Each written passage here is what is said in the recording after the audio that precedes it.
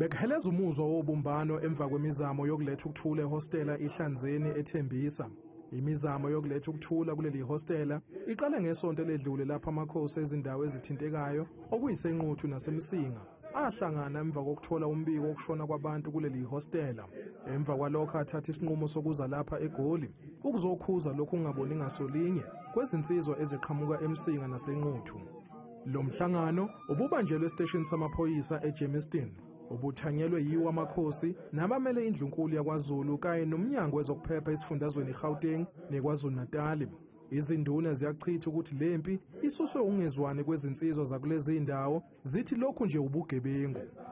Udaba kakhulukazi lokuthinteka kwabantu abathintekile endaweni yasethembisa.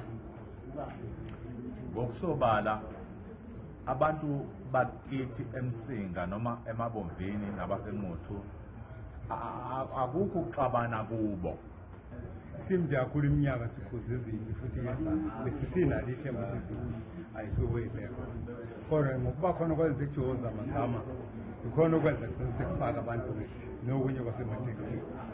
Nabaculi bakaMaskandi bakhuza umhlolo wokubulawa kwabantu emahostela.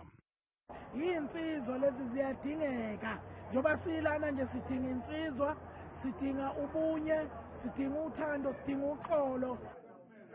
Kulo mhlangano bekukhona imeya yomkhandlu wesifunda umzinyathi nokuyiyona ebihola Amakhosi ukuza kulo mhlangano.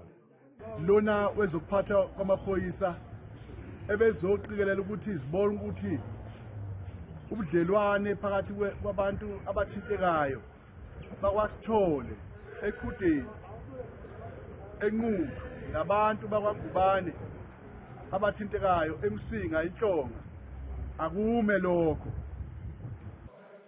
Umnyango wezokuphepha esifundazweni uthembisa ukungenelela nangamathuba omsebenzi kuleli hostela. Kusenjalo sinyukele kwaba yishagalombili isibalo sabantu abashone esigamekweni sokudubula esenzeke ehostela seGriplands eThekwini eMlazi izolo. Eminyakeni eyedlule leli hostela labasematheni ngokubulawa kwabantu kulona nokwagcina sekungenelela umvikelo womphakathi ekuphenyeni ngalezo igameko.